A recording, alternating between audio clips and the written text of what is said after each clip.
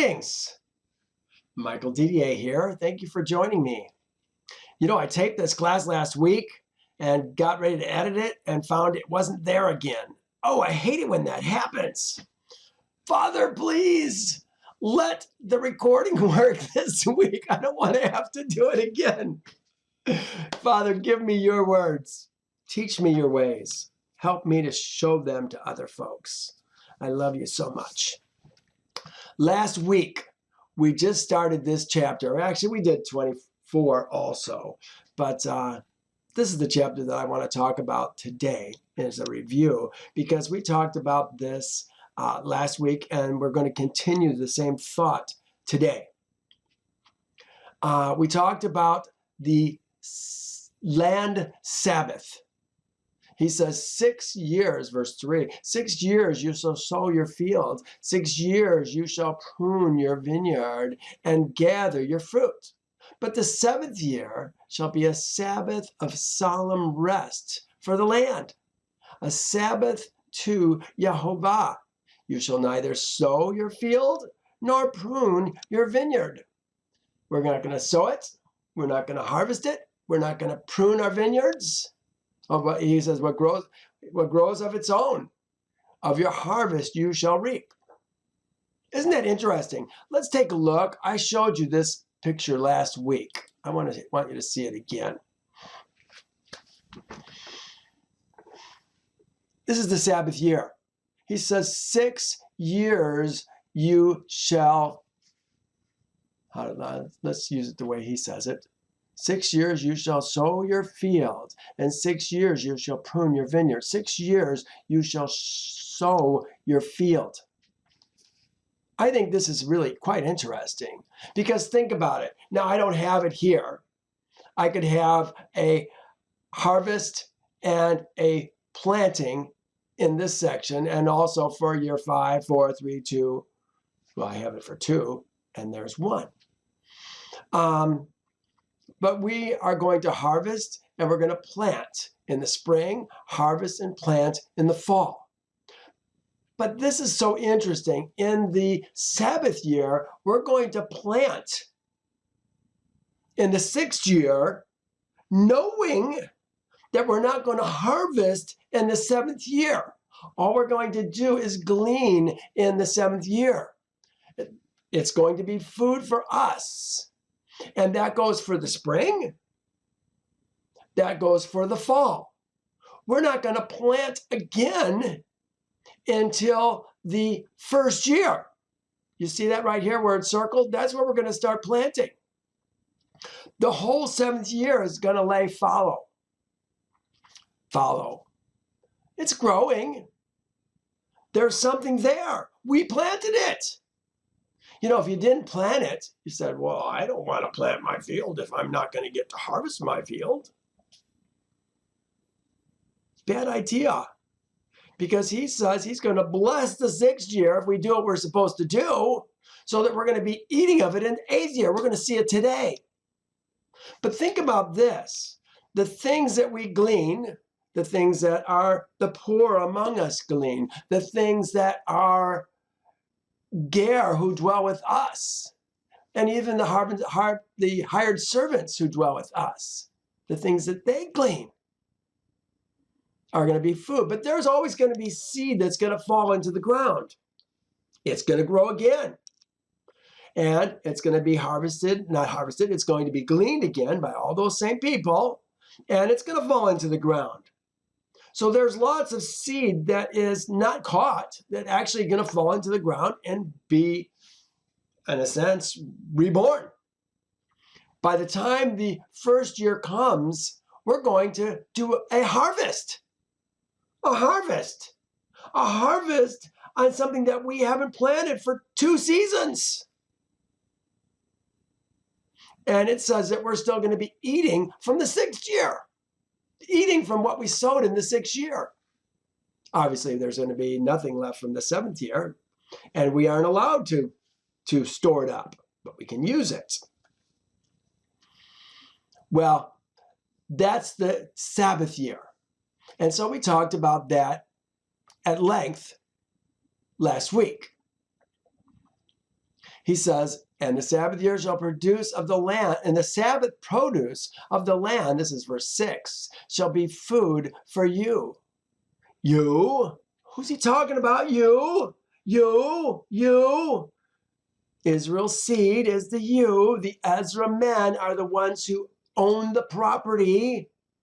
It's our fields. It's our land. All the other people are within our gates. Our servants, the stranger who dwells with you, it says, and still in verse 6, there's the hired man. It says, even your livestock and the beasts of your field, all the produce shall be for food. But then it says, count 7 Sabbaths. 7 Sabbaths. And it said at the 49th year, in the 7th month, on the day of coverings. There it is, verse 9. They said, then you shall cause the trumpet of the Jubilee to sound in the 10th day of the 7th month. No, that's not what it says. Here's what it says. It says, then you shall cause the shofar to sound. See, this is a tradition that the Jews have. And I think this is probably, well, even that doesn't make sense. As I say, maybe it has something to do with why they want to make the new year the first day of the 7th month. But this is the 10th day of the 7th month. But they think and teach that the Jubilee is going to start at Yom Kippurim. But it doesn't start at Yom Kippurim. It just says sound the trumpet, sound the shofar.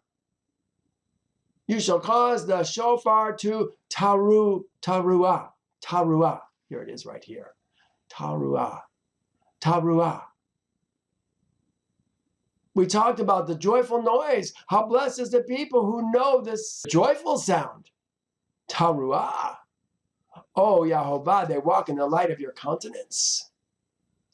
Can you imagine? Many of us for the past 50 years have run into problems. We've had to sell our land. And now the proclamation is going out that we're going to get our land back. It comes back to us in the Jubilee. The land that Yehovah has given his sons, his heirs, his kasid, his kind, sometimes it's called his saints, is his land. It doesn't go to anybody permanently. It's his land.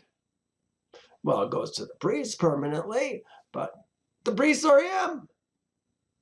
They represent him, don't they? But now look what it says. This is in the 10th day of the 7th month. I think they're doing it to prepare us for the exchange that's going to go on in the first month, the Aviv month. Look what it says. Verse 10. And you shall consecrate the 50th year and proclaim liberty throughout the land to all its inhabitants. It shall be a yubel for you and each of you. I have the you. Who's the you we're talking about? Israel's seed. Verse 2. Shall return to his possession, and each of you shall return to his family. His possession. Each of you shall return to his family. How does that work? Return to his family. Of course, our possessions are within the family. Who's our family? Could it be the tribes? Our family, the sons of Judah, the sons of Dan, the sons of Naphtali. Could that be our family? Are we talking about a little bit closer than that? We're still, remember, all of our land is going to be together as a tribe. Well, we're going to see return to his family a little bit later here today. The 50th year shall be a jubilee to you. In it you shall neither sow nor reap what grows of its own accord, nor gather the grapes of your unintended vine. Well, a quick reading of this without seeing it in context would make us think we're not supposed to eat it. But that's not what it's saying. We're not supposed to harvest it, reap it. For it is the Jubilee. for it is the Jubilee. It shall be holy to you. You shall eat its produce from the field. Well, this is where we left off last week. We're going to pick up here today. In this year of Jubilee, each of you shall return to his possession. Israel's seed has a possession. All of us. Yehovah is going to see to it.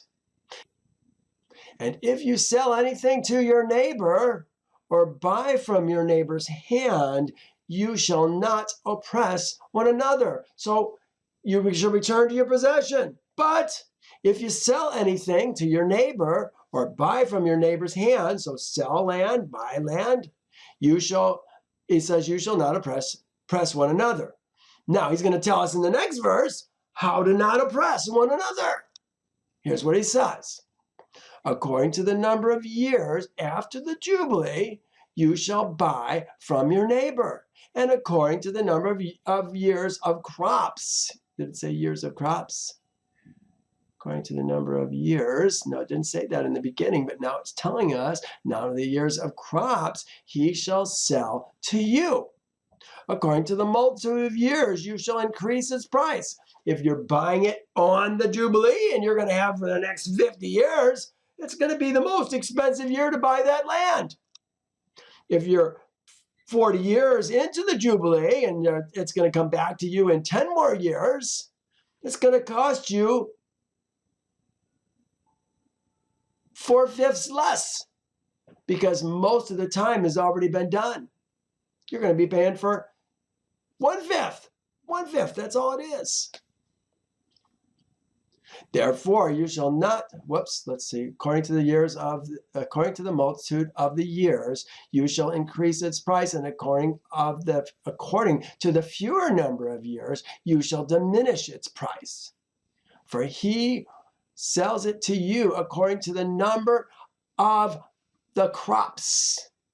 We're going to sell it according to the number of the crops. If we're getting 2 crops a year out of it, maybe it's going to be broken down more than 1/50th. It may be 1/100th that they'll break that 50 years into, you think? Could be. Because we're going to have a winter crop and we're going to have a summer crop. Therefore, you shall not oppress one another, but you shall fear Yehovah.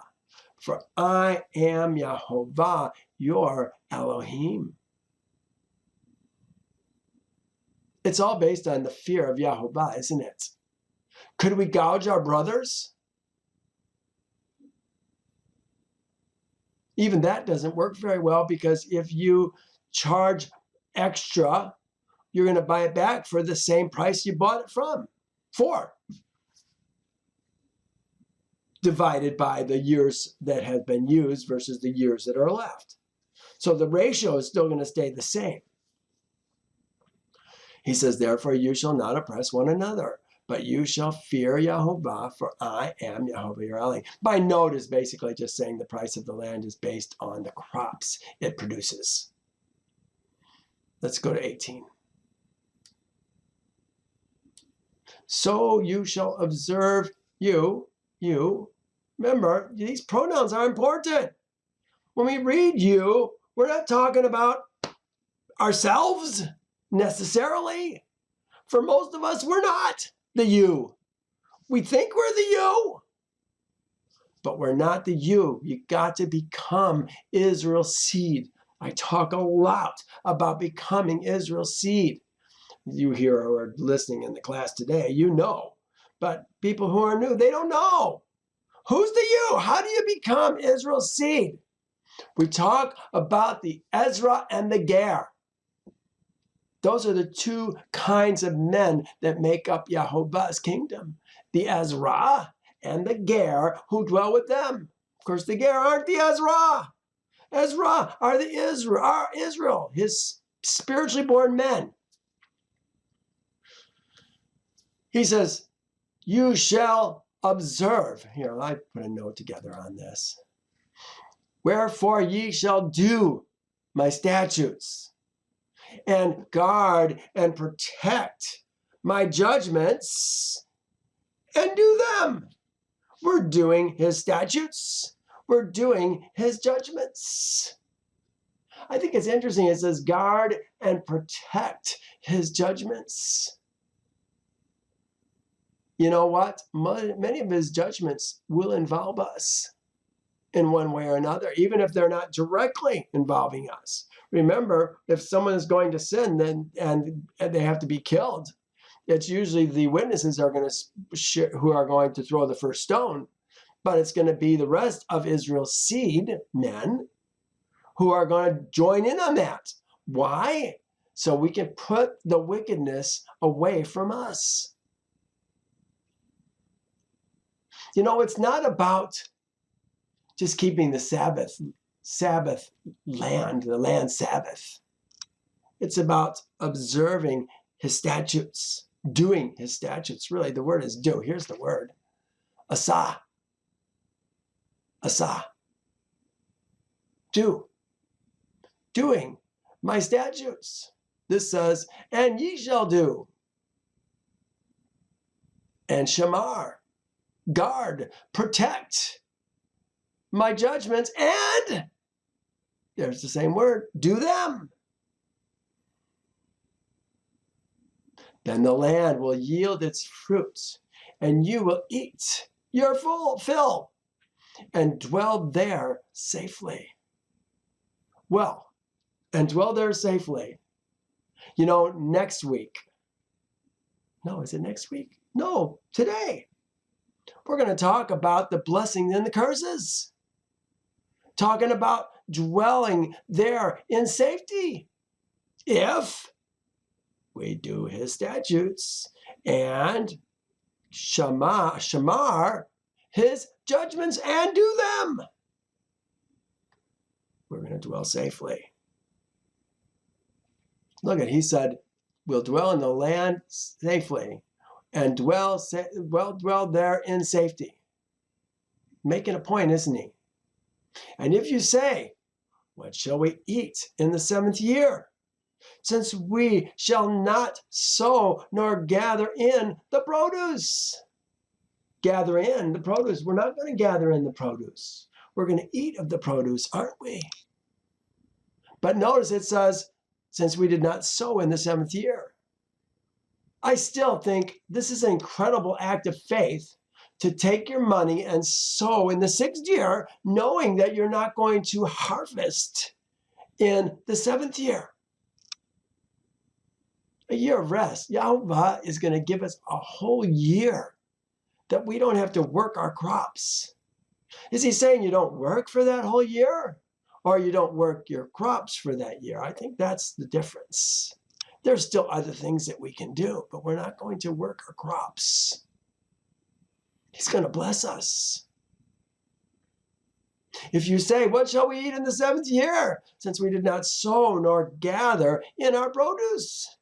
Then I will command my blessing on you. Y'all, in the 6th year.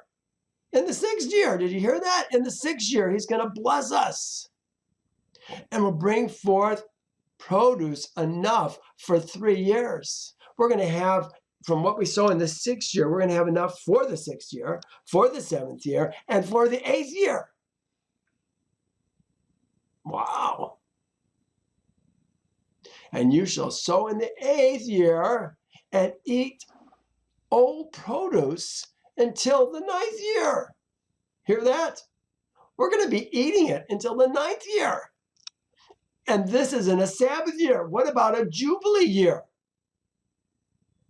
Until its produce comes in, you shall eat of the old harvest. We're going to be, until the produce comes in on the 8th year, we are going to be eating the produce of the 6th year. The stuff that we stored up. Remember, we just gleaned in the 7th year. The land shall not be sold. We're going to start a new subject now. The land shall not be sold permanently, for the land is mine. And you, y'all, Israel's seed, the Ezra man, not the Ger. He says, are Ger and Toshav, are Gerim and Toshavim with me. As the Gerim and the Toshavim are to us, so we are Ger and Toshavim to Yehovah. That's kind of neat. You are Gerim and Toshavim with me. The land is his. I put this as a spiritual version of a physical realm. As the Ger and the Toshavim dwell with the Ezra in the flesh, so the Ezra and the Ger dwell with Yehovah as Gerim and Toshav, as Ger and Toshav in the spiritual, but no less physical realm. You know, we talk about this spiritual realm. We have to understand that spiritual realm is not in our mind. Spiritual realm is a reality. You know, I discovered that reality years ago. I think it was 2002. I got arrested. I was selling kettle corn. I'm looking at my kettle corn stand here on the wall. I've got a little poster of it, a picture of it. And I was taken to jail. I was selling in what they said was Federal Way, Washington. And I didn't have a permit. But they found out that I wasn't in their city. Oh yeah, you would have thought I was in their city. I was in the physical boundary of the city. But I was in an overlapping jurisdictional authority. I was dwelling in Yehovah's kingdom. I had a permit from the embassy of heaven. Oh, you know, a man chooses who he's going to serve. A man chooses the jurisdiction that he's going to serve in. Most people think, well, if you're going to dwell in America, then you got to follow that. Well, that's true to some extent. But you said America. Are you in America? Are you in the United States? See, we dwell in these states. We dwell in these cities. And we don't acknowledge that there is overlapping jurisdictional authorities. I found out that the spiritual realm was actually a physical jurisdictional authority. You can choose to live in it. This is why the first commandment gives us freedom of religion. There's a difference. We can do it. This is why I say no less physical realm. It's a spiritual realm, but it's no less or no more physical than the actual, what you see, physical realm. It's an overlapping jurisdictional authority, and they let me go. It changed my life forever. It is the difference between dwelling on earth and dwelling in heaven. Remember, we were talking about last week being under Yehovah's canopy. We dwell differently. Ezra's seed dwells differently. They're not numbered among the nations. I put it as the difference between dwelling in tents of skin and a tent spread out by Yehovah. Here's the verse that I even showed you last week. It is he who sits above the circle of the earth, and its inhabitants are like grasshoppers, who stretches out heavens. He stretches out heavens like a curtain and spreads them out like a tent to dwell in. Jacob dwelt in tents. Abraham dwelt in the land of promise as in a strange kingdom. He was dwelling in heaven. And all the land of your possession you shall grant and in all the land of your possession you shall grant redemption of the land. What's he saying? He's saying because the land is his, that in the 50th year, the land's going to come back to us. Everybody must be a part of this. This is part of guarding his judgments. This is a judgment. Really, this is even a statute. He's saying you will do this. We're going to all make sure we do it. Well, I don't want to give back the land. Well, you're going to give back the land. Everybody does. This is what he's talking about. You shall grant redemption of the land. If one of your brethren becomes poor, most of us are going to have our land. If we'll follow Yehovah, do his statutes, his judgments, and just follow him, he's going to bless us. We're going to see it in the next chapter. But sometimes we become poor. If one of your brethren becomes poor, your brethren, who are we talking about? Other Ezra men. Brethren, that's our brother. Ak is the word that they're using here. Here it is. Oh, I guess I don't have it on there, but it's Ak. Again, only the sons own the land. Here, brethren, let's look at it. I want you to see it. I'm sure it's going to be Ak. Ak. Thy brothers.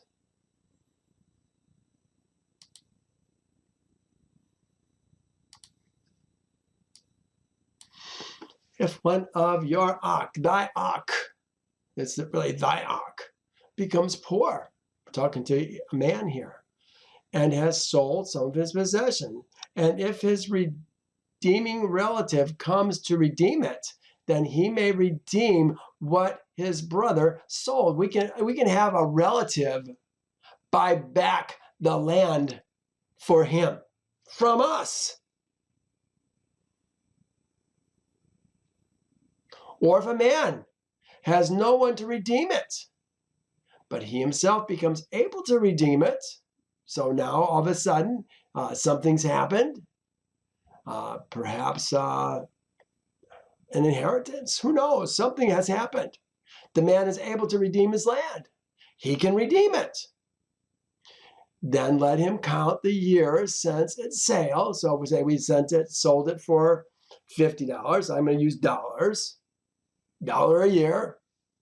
We sold it for $1 a year. Then let him count the years since the sale. It's been 10 years in the 50-year process. We sold it for $50. It's been 10 years. Now we're going to buy it for $40. Restore the remainder to the man to whom he sold it, that he may return to his possession. There's no interest. Isn't that interesting? There's no interest on this money. We're going to sell it. Well, here, then let him count the years since the sale, restore the remainder to the man whom he sold it, that he may return. I think it says it here. But if he's not able to restore it to himself, then what was sold shall remain in the hand of him who bought it until the year of the Jubilee. So he became poor. It couldn't be redeemed. The man's going to keep it for the whole 50 years. It says, and in the Jubilee, it shall be released, and he shall return to his possession. There's the his possession that we were talking about up here. His possession. And all the land, I think we even had it higher than that.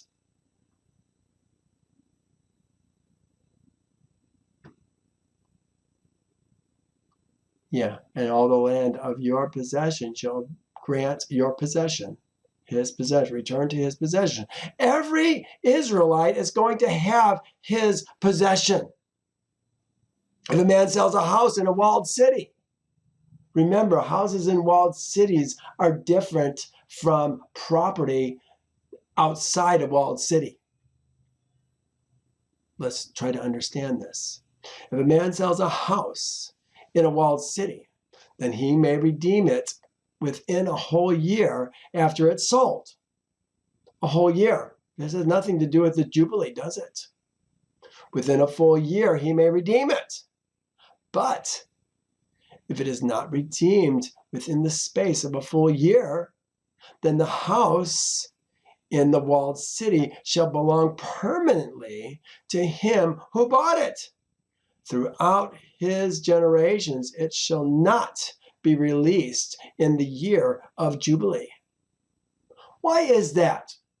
Why is the house in a walled city different? That's almost encouragement to put up a wall around a city, isn't it? However, the houses of the villages, which have no wall around them, shall be counted as a field of the country, or as fields of the country. No different. They may be redeemed, and they shall be released in the Jubilee. Nevertheless, remember this, the Levites have Levitical cities. It says, nevertheless, the cities of the Levites and the houses in the cities of their possession, the Levites may redeem at any time. And if a man purchases a house from the Levites, then the house that was sold in the city of his possession shall be released in the Jubilee. And if a man purchases a house from the Levites, oh, look at that. Well, let's check that out. 32 again. Nevertheless, the city of the Levites and the houses in the cities of their possession, the Levites may redeem at any time. And if a man purchases a house from the Levites, then the house that was sold in the city of his possession shall be released in the Jubilee. For the houses and the cities of the Levites are their possession. Remember, he said, all the land is mine. Now the men of Israel, they have a possession, but the Levites also have a possession. I put it in this color because their possession is Yehovah's possession in a sense. All the Levites are the houses in the cities of the Levites are their possession among Israel's seed. But the fields of the common land in their cities may not be sold. Isn't that interesting? They can sell the houses, but they can't sell the common lands. I wonder if the common lands is because are they shared? Are they shared with other Levites? Are we somehow sharing those common lands? Remember, those are the things that are right around the city, and for the most part. But the field of the common lands of their cities may not be sold, for it is a perpetual possession. If one of your brethren, here's one of your brethren again, Aki, becomes poor and falls into poverty among you, then you shall help him like a stranger, a ger, here's the word right here, or a sojourner, toshav. These are words that we've talked about for really some of you years. Toshav. Remember, a Gentile meets an Israelite and he becomes a toshav. He can choose to join Israel and become a ger. If he chooses not to become a ger, I've talked about him becoming a zor. And he's a zor as compared to the ger who dwell with us. We make choices. The ger makes a choice again. Is the ger going to become an Ezra at Passover, circumcise himself, all the men of his household, and become a ger? Or he doesn't get to stay a ger. If he doesn't become an Ezra, it says he gets kicked out from among his people. Don't get to stay. So you're going to be a sojourner, it appears, for a year. Some of us were sojourners longer than that. I was. Didn't know how to become an Ezra. But I committed myself, left the kingdom of my birth, committed myself to following Yehovah's statutes, judgments, and ordinances. But I didn't know enough. Took me another 5 years, 6 years to learn how to become a ger at Passover. And it wasn't until I actually did it that Yehovah revealed to me what I had done. Oh my goodness, I was a ger. Now I'm an Ezra. Glory. If one of your brethren becomes poor and falls into poverty among you, then you shall help him like a stranger and a sojourner, that he may live with you. We're going to invite this man to come and live with us. What if he's got a family? What if it's too much of a burden? Are there other options that can happen? Sounds like first, it's the responsibility of the Ezra man, his brother, who dwells with him. I put he's not a stranger or an Ezra or a Toshab. He's an Ezra. But we will help him as we help them. Help who? The ger and the Toshav. Here's just how a few other people translated this verse. And if thy brother be waxed poor, and his hands fail with thee, then thou, oh, it's thou, it's not you, it's thou, shall uphold him as a ger and a sojourner. And a sojourner shall he live with thee. Well, you get the idea. 36. Take no usury or interest. This is the brother now who's living with us, remember? Take no usury or interest from him, but fear your Elohim, that your brother may live with thee, that thy brother may live with thee.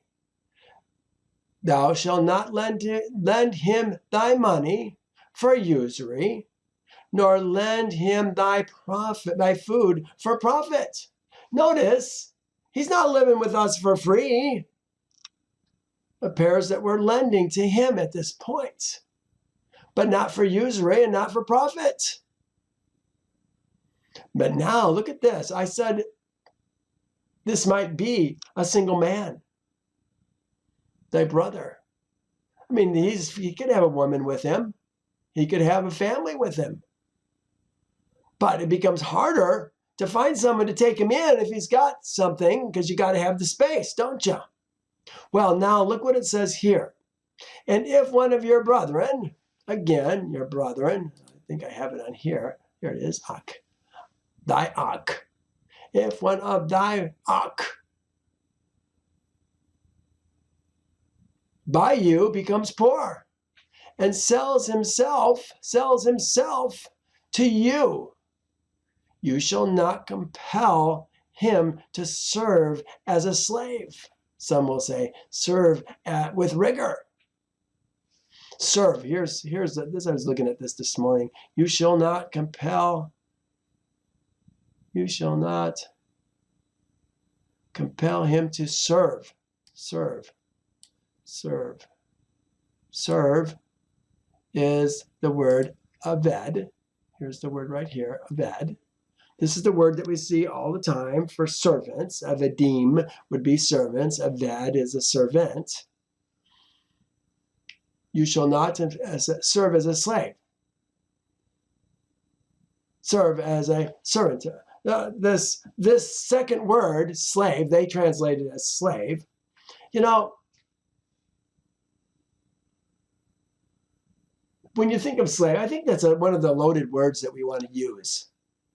I try to use the word servant. Serve as a servant. Serve as a slave. Is it more palatable to talk about having a man or a woman serve as a servant versus serving as a slave? I think we've got things in our minds that throw up red flags for us. But this is exactly what we're talking about. Servants. Serve as a servant. Look, it comes from exactly the same word. Here's the word we're talking about. Avodah. It comes from this word right here. See it, 47, from 5647 years, 5647. We just summed up with serve. Serve is a servant. It's a noun. One is an action, one is a verb, and the other one is a noun. Serve is a servant.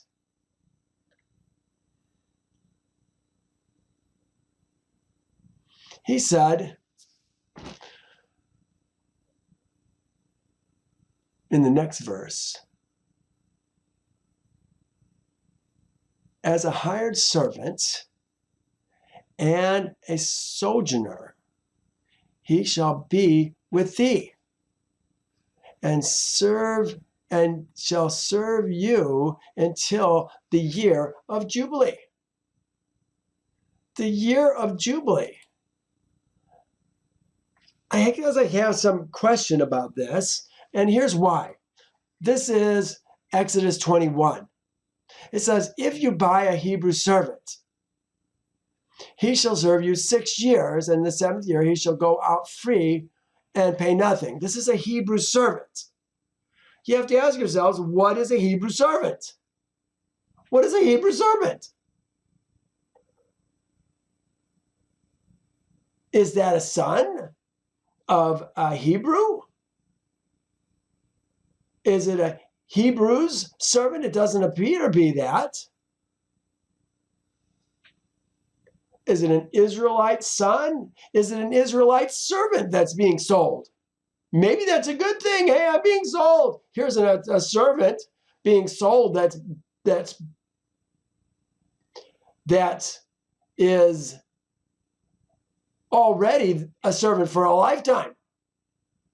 And his children are there going to be their servants. Being sold now,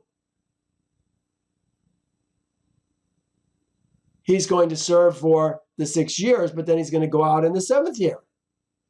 Well, where does he go? Does he go free? Does he go back to his family? It says if a man sells his daughter. This is in contrast with the Hebrew servant. If a man sells his daughter as a female slave, she shall not go out as the male slaves do, as the male servants do. Female slave. Again, we got these loaded words. A female servant. He sells his daughter to be a female servant. So if this is the daughter that's being sold as a female servant, could this be a son that's being sold as a female servant? I guess I wonder, what is a Hebrew servant? You know, I've got all kinds of questions going on in my mind because I want to resolve and see how it all fits together. Well, we'll get a few possible answers today. This is a brethren who becomes poor and sells himself. Maybe there's a difference here. Here's a man who became poor and sold himself. Did he sell all his family? Sounds like he might have. Let's take a look at it and see. 40. As a hired servant, here's the word for hired servant, sakir, one for wages, and a toshav. He shall be with thee, and shall serve thee until the year of Jubilee. Notice, he becomes poor and sells himself to you. He's not with you as a servant. He's with you as a as a hired servant or a toshav. Remember, these are people who are working for you or contracted with you. Not as a servant, aved, or avedim, we're talking about servants. Is he going to serve you? But he's going to be with you until the year of Jubilee. Is it because he sold himself? Is this the difference between a Hebrew servant that's being sold? Remember, I said maybe this is a son of an Ezra man who's being sold, less than 20. Or a servant of an Ezra man who's being sold. He's going to be released in every 6 years. He's going to serve 6 years and be released in the 7th year. I put the man in this verse and the man in the following verse must be two different kinds of men. One is released in Jubilee, the other in the 7th year. This man sold himself, and the other was sold. A son or a servant? One of the two, I think. If you buy, here's the same verse. If you buy a Hebrew servant, he shall serve you 6 years. And in the 7th year, he shall go out free and pay nothing. Go out free and pay nothing. Like I say, if this is a servant, you sold your servant to another man, he's going to serve that man for 6 years and then go out free. That's rich and good news to be sold. Yeah, you could have a mean master, but at the end of 6 years, you're going to go out free. If he comes in by himself, he shall go out by himself. If he comes in married, then his woman shall go out with him. His woman shall go out with him. We're going to see something today that makes me think twice about what's going on. What about his sons and his daughters? His woman shall go out with him. What if he's had sons and daughters in that period of time? Are they going to go out with him? Well, yeah, there's some things that we got to see. I'm going to show you this. This says, has given him, if his master has given him a woman, and she has borne him sons or daughters, the woman and her sons shall be, or the woman and her sons. It says her sons. Let's check that real quick.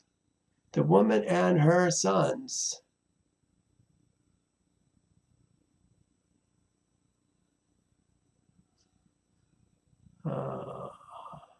Compare.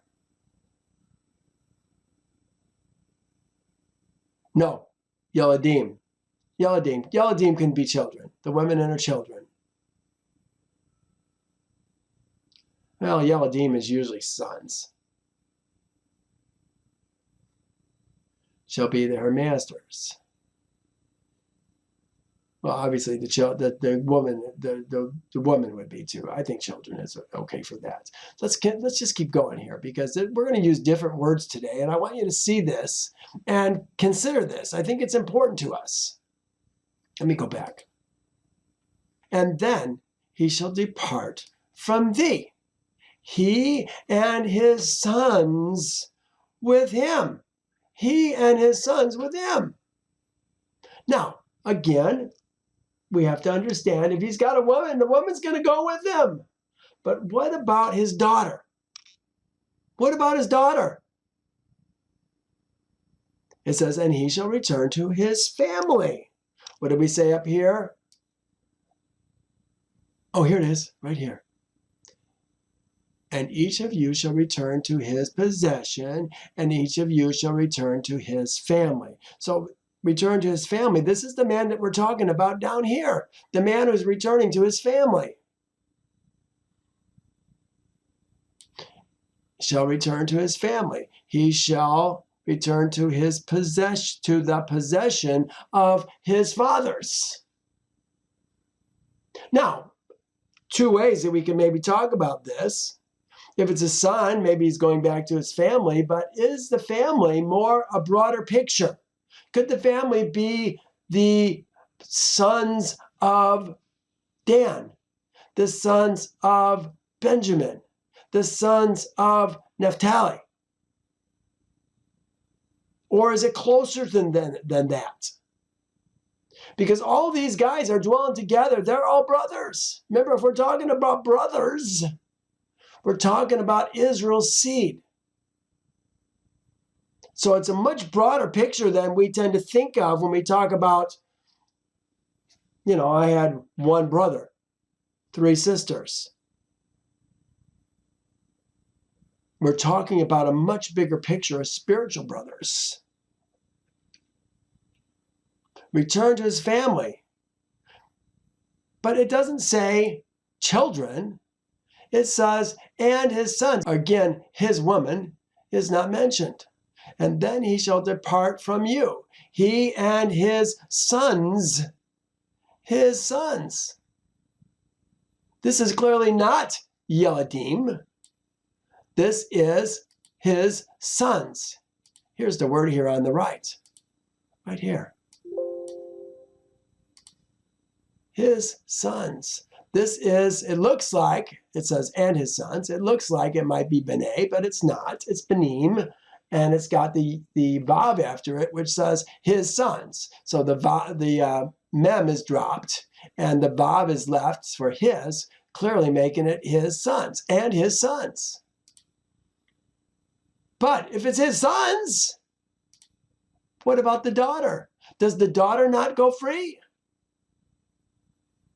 What if during that time the master has given the daughter to another servant? It does say treat him as a hired servant and a sojourner. Maybe you can't do that, but it doesn't look to here like the daughter's leaving. There's another place that we're going to see this again.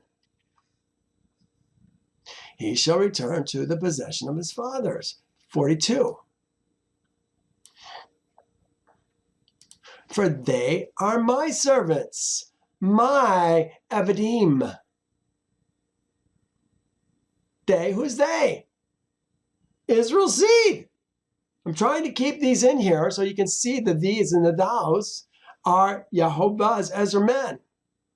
For they are my servants, whom I brought out of the land of Egypt.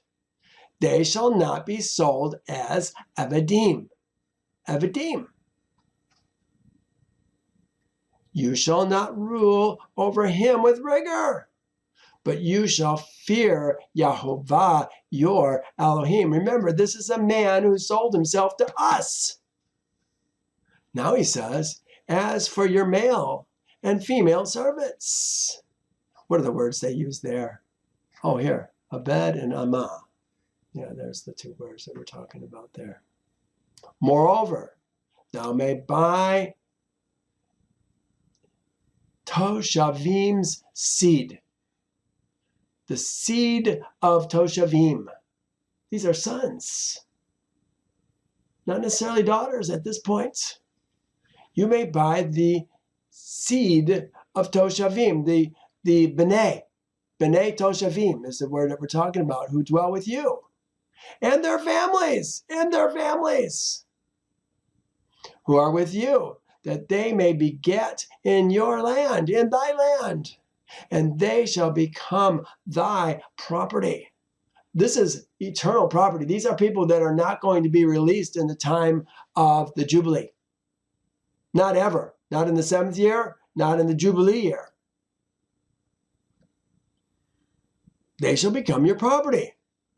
Now look what it says again. It says exactly the same thing. 46. And thou may take them as an inheritance for thy sons. Not children. The girls don't have servants. After you, to inherit them as a possession, they shall be your permanent servants.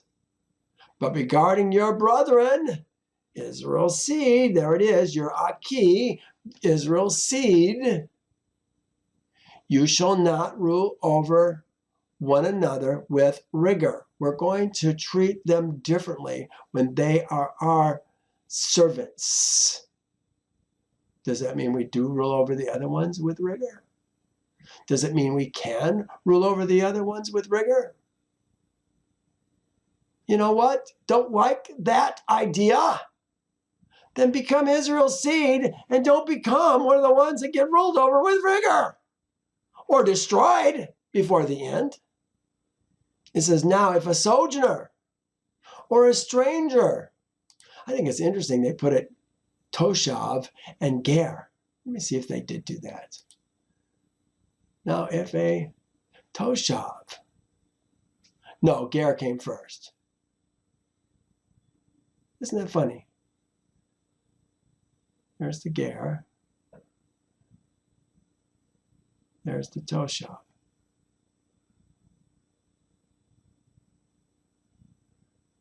Boy, you really got to watch these carefully, you guys. It's ger and toshav. It is ger and toshav. So here is a stranger or a sojourner. A ger or a toshav close to you becomes rich. And one of your brethren, look at this, who dwells by him becomes poor and sells himself to the stranger or the sojourner. Isn't it funny how they take those same two words and they just go back and forth with them? One they said sojourner and stranger, and the other one they say stranger and sojourner. Same word, same order. Sells himself to a stranger, a ger, or a toshav close to you. Remember, the toshav is somebody who just has dealings with you. He might be in your country, he might not be in your country. But the fact is, he's not you. He's not one that keeps your laws. But look at what it says. And sells himself to this ger or the toshav close to you, or a member of the stranger's family, the ger's family. After he has sold, he may be redeemed again. One of his brothers, let's find out what the word for brother is. It's ak, from his brothers, he may redeem him. One of his brothers may redeem him. From his brothers, he may be redeemed. Or his uncle.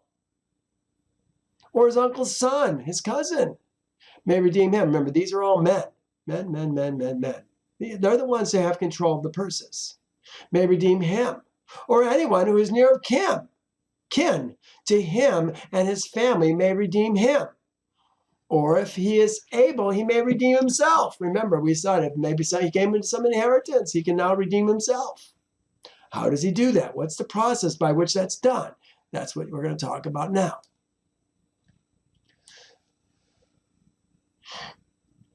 Thus he shall reckon with him who bought him. He, the man who sold himself, is going to reckon with him. I put it in pink because this is a foreign man, not Israel's seed, a stranger or a ger. Of course, the stranger dwells with us. Who bought him? The price of his relief shall be according to the number of years, from the year that he was sold to him until the year of Jubilee. It shall be according to the time of a hired servant for him. In other words, if he bought him in the 40th year, he's going to pay based on that 20% that's left. What is this? This is the Jubilee, the Jubilee. The Jubilee until the Jubilee year, it probably says, the Jubilee year. It shall be according to the time of the hired servant for him. All right, let's go on. 51. This I just chose somebody else's translation. If many years remain, according to them, he will refund the amount of his redemption from the amount he was bought for. The sale price here, this makes it even more clear. ESV, I'm not sure ESV. What is the ESV? The English Standard Version says this: if there are still many years left, he shall pay proportionately for his redemption price from his sale price. There's no profit being made on here. The amount that you bought him for, you're going to pay proportionally the same amount of money to get him redeemed. And this is redeeming a man. There's times when we redeem property. Most of the time we're redeeming property, but here we're redeeming a man. I don't think we're talking about a woman, though. 52. And if there remains but a few years until the year of Jubilee, then he shall reckon with him, and according to his years, he shall repay him the price of his redemption. Now, look what he says.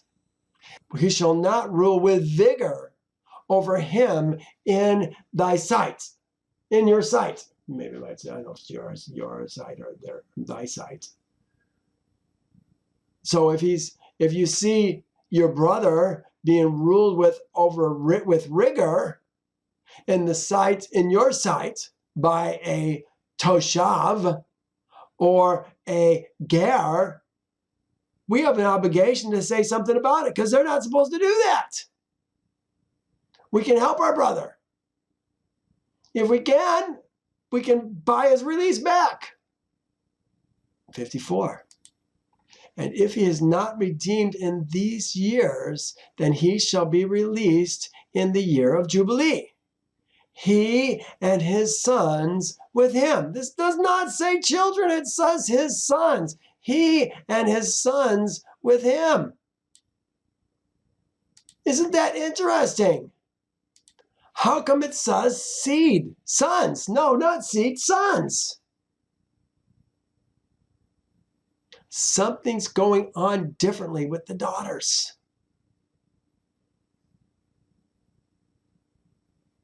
Boy, being sold, your family being sold, seems to have a lot more implications for a female.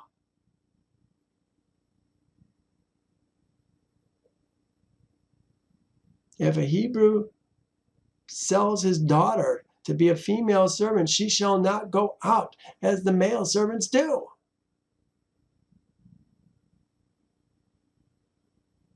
Last verse.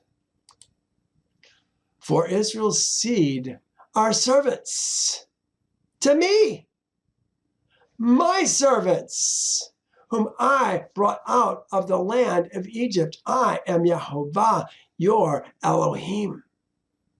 Remember, key words. Yehovah, your Elohim. We always know we're talking about the Ezra men when we talk about Yehovah, your Elohim. There's lots of ways to tell who it is that we're talking about. Yehovah is not the Elohim of the woman. Yehovah is not the Elohim of the male and female servant. The Yehovah is not the Elohim of the son and the daughter. Oh, I know, it seems wrong, doesn't it? But when he's talking about Yehovah, your Elohim, he's always talking about the Ezra men. The others serve their man.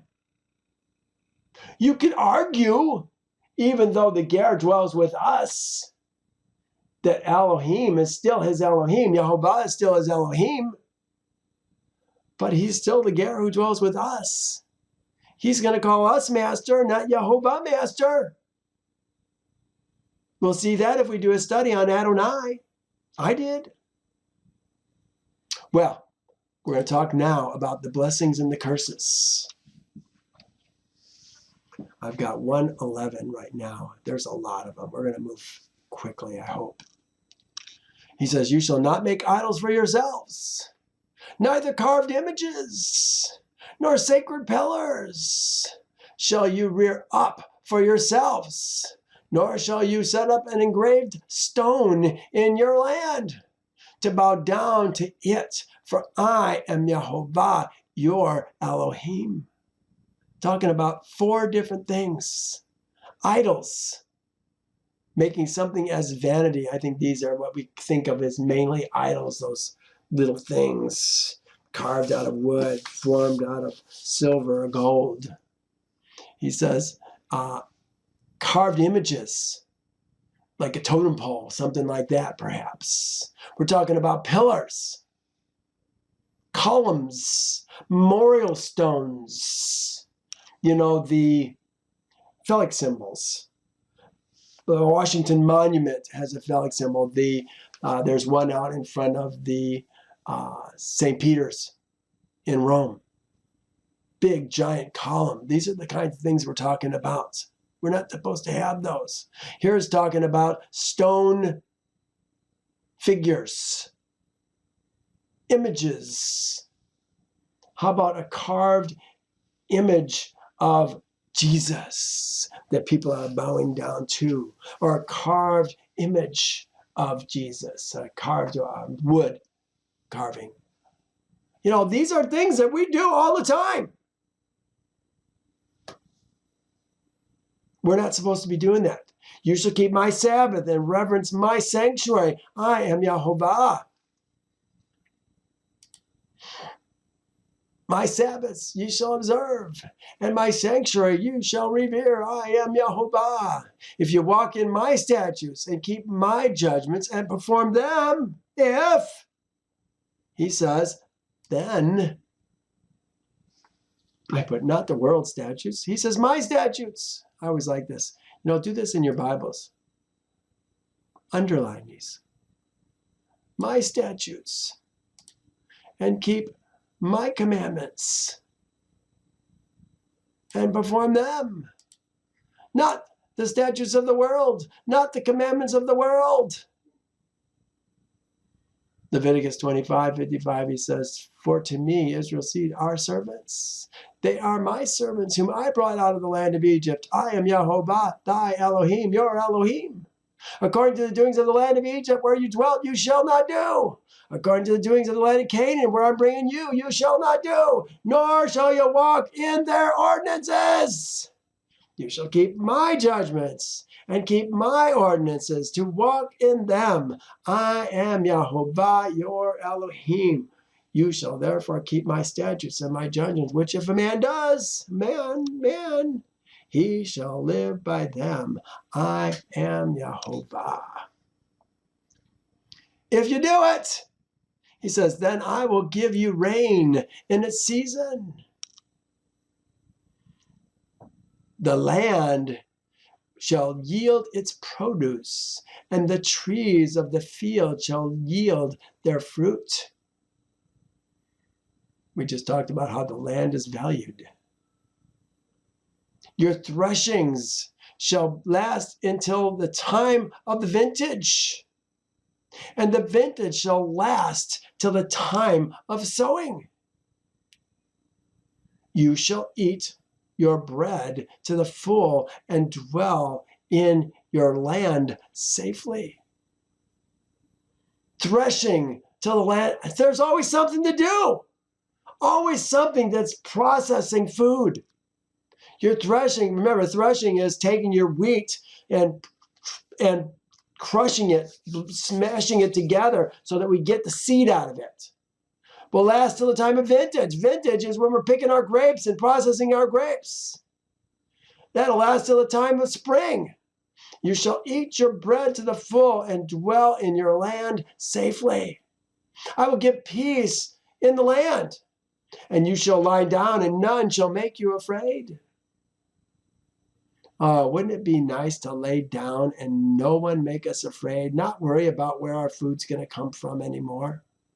I will rid the land of evil beasts, and the sword will not go through your land. You shall chase your enemies, and they shall fall by the sword before you. Look at this. It says 5 of you shall chase 100, and 100 of you shall put 10,000 to flight. Your enemies shall fall by the sword before you. Look at that. 5 is going to put 100 to flight. That's 1 to 20. But 100 is going to put 10,000 to flight. That's 1 chasing 100 men. It's exponential game. What will 1,000 do? It'll put 1,000,000 to flight if it expands by the same proportion. For I will look on you favorably and make you fruitful, multiply you, and confirm my covenant with you. Who's he talking about? He's still talking about Israel's seed. He's talking about his kind, his saints. Look at this verse. He's talking about confirming my covenant with you. Gather together my saints. This is the Kassid that I keep telling you about. You got to do a study on this. Literally, my kind. God kind. Spiritual kind. Elohim is spirit. Who cut covenants, berit, with him by Zavak, by slaughter. This is Passover. Confirm my covenant with you.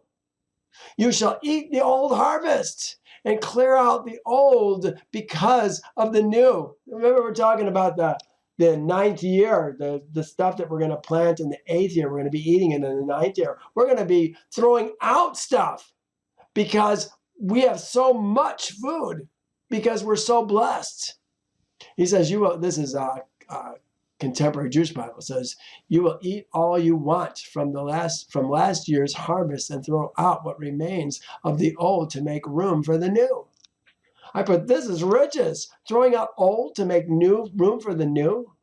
That's rich. You know you're rich when you're not eating the old food. You're eating the new food. I will set my tabernacle, my mishkan. Remember, we saw many times it said the tent of meetings. Sometimes it said my tabernacle, my mishkan, the tent of meetings. Here it says my residence. That's what mishkan means, residence. Here it is right here. Residence. I will set my tabernacle, my mishkan among you, and my soul shall not abhor you. I will walk among you and be your Elohim. Remember, he's talking about the Ezra men. And you shall be my people. Who is he talking to? Ezra is Israel's seed. I am Yehovah, your Elohim, who brought you out of the land of Egypt. You shall not be their slaves. I have broken the bands of your yoke and made you walk on high. They say upright, made you walk upright. No, I think there's more to this than what we actually see. You were to them as servants, but I have broken the bands of your yoke and made you walk on high. We're going to be the head and not the tail. For some reason, it reminds me of this verse. I had to go look at it. He makes my feet like the feet of deer and sets me on high places. Hinds feet is what King James says. He makes my feet like hinds feet, sets me on high places. High places. These are where we're going to rule from. You know, I think it's really interesting. This is David. Psalms, 2 Samuel 22. This whole chapter is the Song of David. It's him rejoicing for what Yehovah has done in his life. And this is the same words that the 144,000-ish spiritually born men who are set up as servants of Yehovah, who are going to lead his people in the last days, are going to sing exactly the same kind of song. He set us on high. He's made us the head and not the tail. Yeah, we're walking upright, but I think it's more than upright. Here's the word. Elevation. They said erectly. It's translated as upright oftentimes, but I think there's more to it than that. 14. But if you do not obey me and do not observe all these commandments, if you shall not Shema. Well, that's interesting. They use Shema. Where do they use Shema? These commands, do not obey me. It must be Shema if you do not obey. Let's look at it. It says obey me, but if you do not Shema. Yeah, look at that. There it is right there, Shema. If you do not hear and obey. That's a word we know, isn't it? If you do not hear and obey, and do not observe these commandments, and if you despise my statutes, and if your soul abhors my judgments, so that you do not perform all my commandments, but break my covenants, my barit, talking about your soul. if your soul abhors my judgments, your nefesh abhors my judgments, I also will do this to you. Oh, yeah. I forgot I had this in here. I will also do this to you. I will even appoint terror over you, wasting disease and fever, which will consume the eyes and cause sorrow of heart. And you shall sow your seed in vain, and your enemies shall eat it. Ignore that note about the 390 days. I probably would have just deleted it had I seen it sooner. Let's continue. I will set my face against you, and you shall be defeated by your enemies. Those who hate you shall reign over you, and you shall flee when no one pursues you. Can you imagine? We're fleeing when no one pursues us. We do it all the time. We make decisions based on fear. Not even actual fear, just perceived fear. We don't want to have it come on us. Of course, that's how the world controls its people, isn't it? Through fear and intimidation. I will set my face against you, and you shall be defeated by your enemies. Those who hate you shall reign over you, and you shall flee when no one pursues you. And after all this, if you do not obey me, after all this, look at what's happened already. We're getting consumed by fever, by facing disease, by running, being defeated before our enemies, running from those who are not even after us. After all this, if you don't obey me, then I will punish you 7 times more for your sins. I thought, how can it get worse? It gets worse.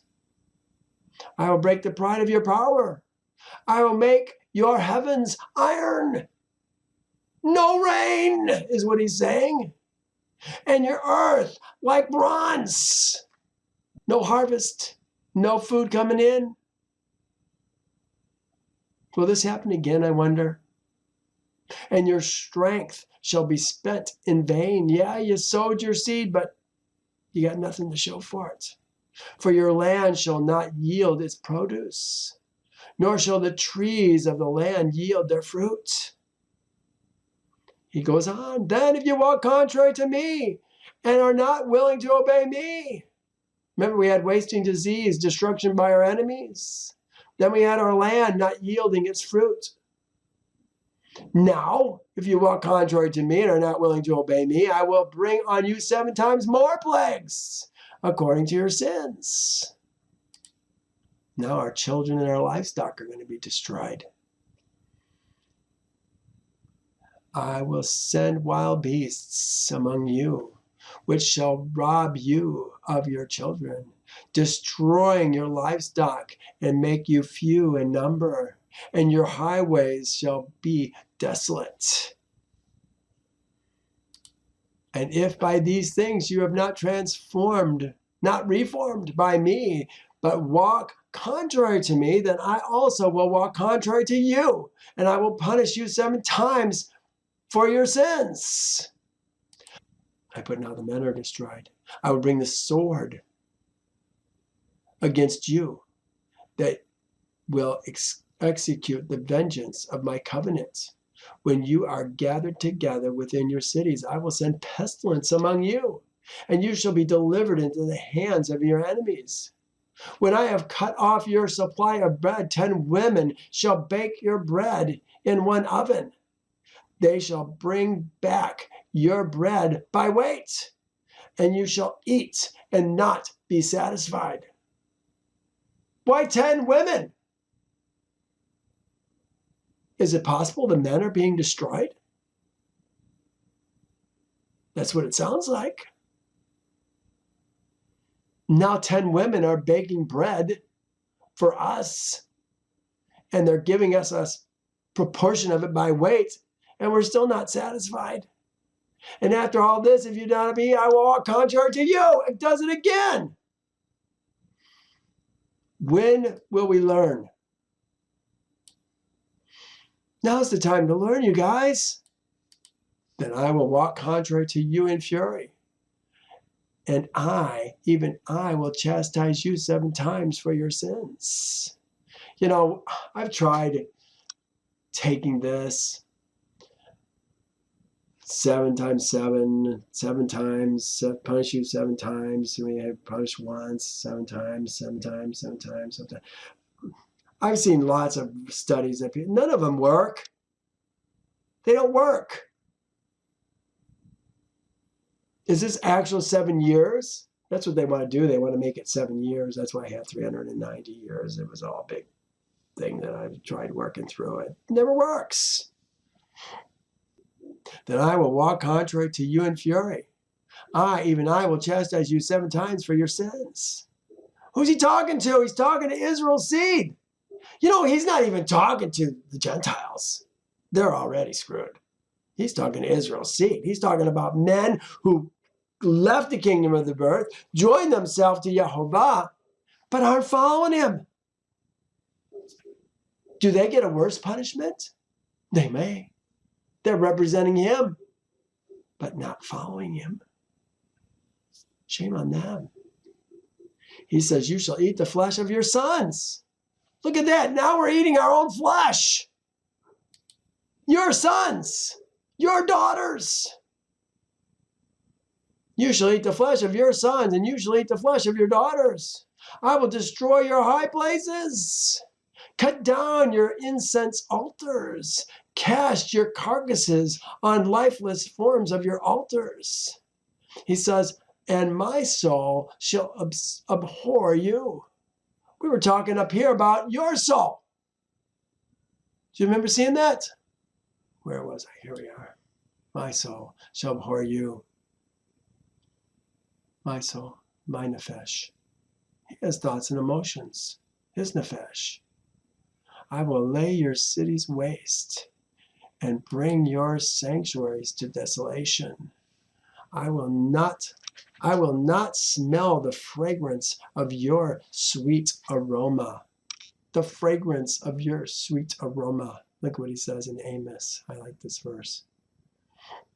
I despise your feast days.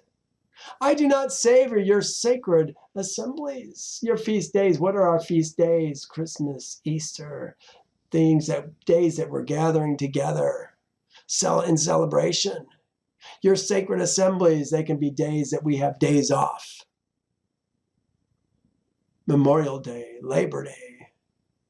Your sacred assemblies. Though you offer me burnt offerings, olah. Though you offer me olah and minka, I will not accept them, nor will I regard your fatted shalamim, your fatted, they say peace offering. It's a shalamim, your fatted slaughter. Is that our turkey? Our ham? Take away from me the noise of your songs, for I will not hear the melody of your stringed instruments. I will not savor the fragrance of your sweet aromas. This is what we're talking about with the burnt offerings. I do not savor your sacred assemblies.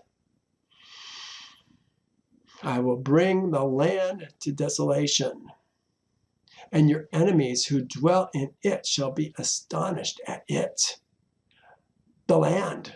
You know, I've kept thinking about this. I know this is, it's got current days, the days that this was written in, but it also has latter day shadow pictures as well.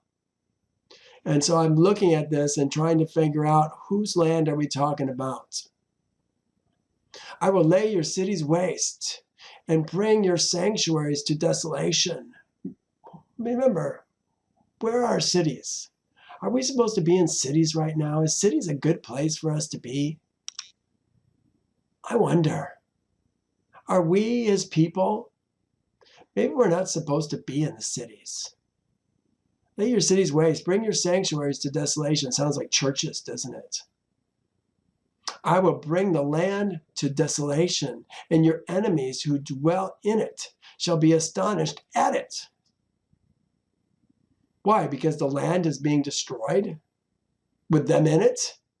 I will scatter you among the nations and draw out a sword after you. Your land shall be desolate and your cities waste. Then the land shall enjoy its Sabbath as long as it lies desolate. Kind of this is what happened when Israel was for so many years, 700 years. 700 years? Maybe it's even longer than that. We had 70 years that we were in Babylon for.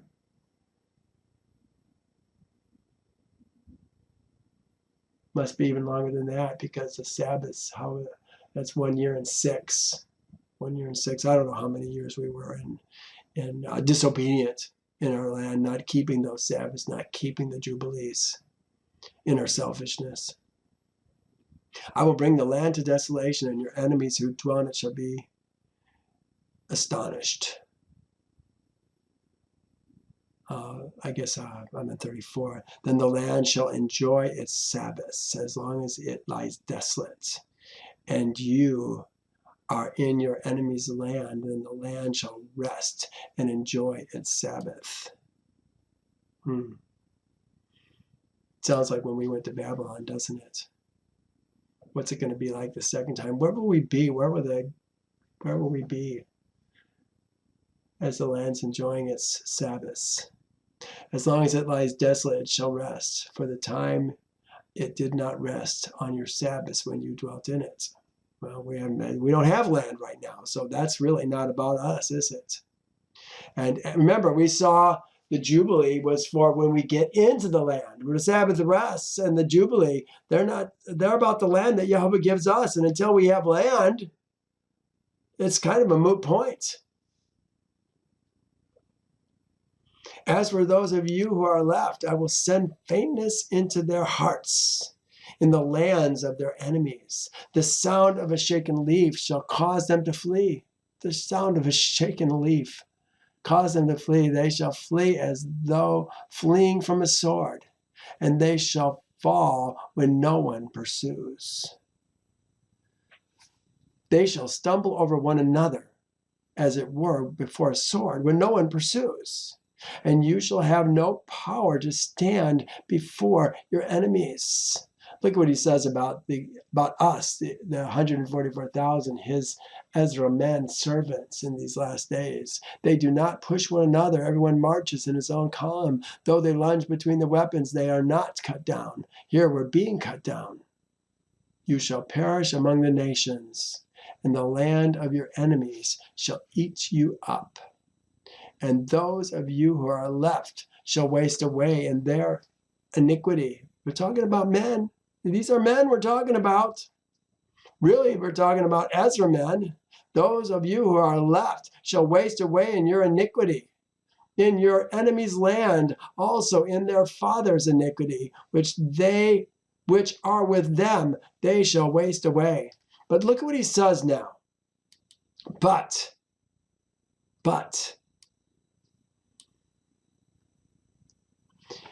if they confess their iniquity and the iniquity of their fathers, not their mothers, and the iniquity of their fathers, with their unfaithfulness, in which they were unfaithful to me, and that they also walked contrary to me. Confess our iniquity, the iniquity of our fathers, with their unfaithfulness in which they were unfaithful to me. That's the things that we didn't do. Look at what it says. Their unfaithfulness in which they were unfaithful to me. These are the things that we didn't do that we were supposed to do. We're supposed to keep the Sabbath. Didn't do it. Supposed to keep the land Sabbath. Didn't do it. Supposed to keep the Jubilee. Didn't do it. Honor your mother and father. Didn't do it. Okay, but then it says, and that they have walked contrary to me. These are the things that we did that we weren't supposed to do. So we have things that we didn't do that we should have, and things that we did do that we shouldn't have done. This is what he's talking about. And they have walked contrary to them, and have brought them, and that I have walked contrary to them, and have brought them into the land of their enemies. If their uncircumcised hearts are humbled, and they accept their guilt, humbled. Father, we haven't been walking according to your commandments, your statutes, your judgments. We've been walking according to other men's statutes, judgments, and ordinances. They've been our Elohim and not you. Forgive me, Father. Deliver me from these men and make me yours. If their uncircumcised hearts are humbled and they accept their guilt, then I will remember my covenant with Jacob, my covenant with Isaac, my covenant with Abraham. I will remember. And I will remember the land. Remember, it was all about the land and the seed. The land and the seed. Abraham's seed was who? Says it here, Jacob, Isaac, and the land. Of course, the whole earth is Yehovah's.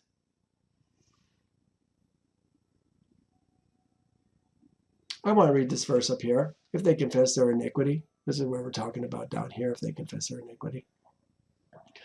But listen to this.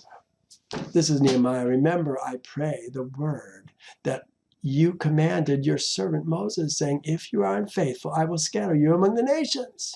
But if you return to me and keep my commandments and do them, though some of you are cast out to the farthest part of the heavens, yet I will gather them from there and bring them to the place which I have chosen as a dwelling for my name. He says, I will gather them from there. What was the verse we were just talking about? Gather to me my kind, my kasid. I will gather them from there and bring them to the place which I have chosen as a dwelling for my name. This is going to be all over the place. There's going to be all kinds of places that Father is going to choose to put his name with these men. And you shall return, this is Deuteronomy, and you shall return to Yehovah your Elohim and obey his voice according to all that I command you today, you and your sons, not your daughters, with all your heart and with all your soul, that Yehovah your Elohim will bring you back from captivity and have compassion on you and gather you again from all the nations where Yehovah your Elohim has scattered you. There he's talking about gathering you again. Gather together, my saints, those who have cut covenant with me by slaughter.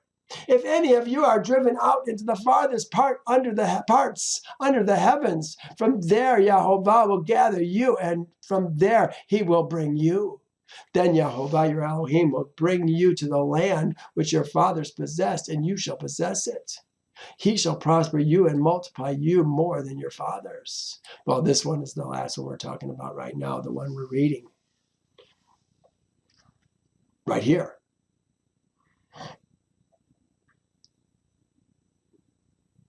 Then I will remember my covenant with Jacob, Isaac, Abraham. I will remember the land. The land.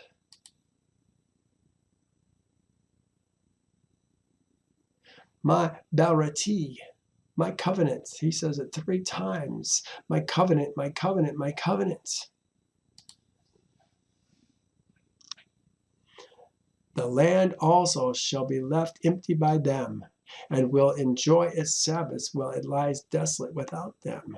For they will accept their guilt, because they despised my judgments, and because their soul abhorred my statutes. Their souls. We talked about my soul. We talked about your souls. Here's their souls, their nefesh. Yet for all that, when they are in the land of their enemies, I will not cast them away, nor shall I abhor them to utterly destroy them and break my covenant with them. For I am Yehovah, your Elohim. Do you, men, I put men, have a covenant with Yehovah or not? You know, a lot of you think you do. But how? Covenant, Barit. Look at berit. Look at what the word berit even means. Cutting. They said a compact because made by passing between pieces of the flesh. It's a cutting. Cutting. Made a covenant with me. We remember when we keep the Passover, what do? We cut our flesh as we cut our slaughtered. Two cuttings are going on, aren't they? We're cutting a covenant with Yehovah in our flesh, and all the seed that's going to pass through that cutting. And Yehovah's cutting is the goat or the lamb that we're going to use for the Passover. Second to the last verse. But for their sake, I will remember the covenants of their ancestors, whom I brought out of the land of Egypt, in the sight of the nations, that I might be their Elohim. I am Yehovah. Here's the last verse. These are the statutes and the judgments and the laws which Yehovah made between himself and Israel's seed on Mount Sinai by the hand of Moses. Who did he do it with? Between himself and Israel's seed. Remember, there wasn't any ger there, wasn't any ladies there. The sons weren't there if they were less than 20. They had to be Ezra men. And certainly the servants weren't there, male or female. It was Ezra's seed who he made, what does it say? These are the statutes and the judgments and the laws, the Torah, the instructions which Yehovah made between himself and Israel's seed on Mount Sinai by the hand of Moses. Well, we're going to stop here today. You know what? I remember that I wanted to say one more thing. And that was I was going to talk about in our, let's see if I can find it here. This was the Jubilee year that we were talking about. I wanted to just go over this with you, what we did for the Jubilee. Remember, it was in the 49th year is a Sabbath year. So we had 48 years. This was a 6th year. 49th year was a 7th year. 7 times 7 is 49. So 49th year is a 7th year. It's a year of Sabbath rest. We're already not doing any sowing or reaping. We're only doing gleaning in that year. We sowed in the 48th year, which would be the 6th year. In the 7th year, we have a rest. And then in the 50th year, which is also the first year of the next set of 7, is going to be a year that all the lands are going to be exchanged back. We're all going to go back to our own lands. We're all going to go back to our own families, as it was in the case of the man who sold himself to his neighbor or sold himself to the Toshavim or the Garim. That year, we're also going to have only gleaning, no sowing, no reaping. And it's not going to be until the 2nd year, which would really be the 51st year, but it's really going to be the 2nd year of the next set of 7, that we're going to actually do harvesting. So we were sowing in the 48th year for what's finally going to be harvested in the 2nd year, with 2 years of rest in between. Wow, I'll tell you, that really takes a lot of faith. I'm really impressed with this. Being able to see this as a picture like this, I think helps me. I hope it helps you. It helps me understand it that much better. And of course, that was the Sabbath year. All right. Well, sorry I forgot to show you that at a more appropriate time. Thank you for joining me. Next week, we're going to be talking about things that are given by vow. Tithe of the land and flocks. So there's lots of things here. I got to work on it a lot this week. I'm just really unclear about it. I know I've taught about it before. A lot of people think this may be a priestly addition to this particular book, Leviticus. I mean, look at how this last verse was. I mean, this would be a good ending to the book. These are the statutes and the judgments and the laws which Yehovah made between himself and Israel's seed on Mount Sinai by the hand of Moses. But now in the next chapter, we've got a whole bunch of other laws. We got lots of things to talk about. And then if we can, and we probably will, we'll get started on Numbers. A lot of people think Numbers is boring. I don't think Numbers is boring at all. I think there's a lot of story in Numbers. Leviticus, if anything is going to be boring, I don't think Leviticus is boring either. But if anything is boring, it's Leviticus. I mean, talking about all the different kinds of korban, the things that we can bring to Yehovah to draw near to him, all the things that go up as a sweet aroma to his nostrils. I mean, that's a pleasure to hear and understand these things. Well, we're going to have a couple chapters where we're going to actually talk about some numbers. Man, I know it's a little bit hard reading, but we'll get through it. And we're going to get into some great storyline. There's lots of things that we're going to talk about, how they camp, how they march. They camped the same way they carried Jacob's byre. It's so neat to see how it's set up. Well, there's lots more that we're going to talk about. So we'll see you again next week. Thanks for joining me. Talk to you soon. Bye now.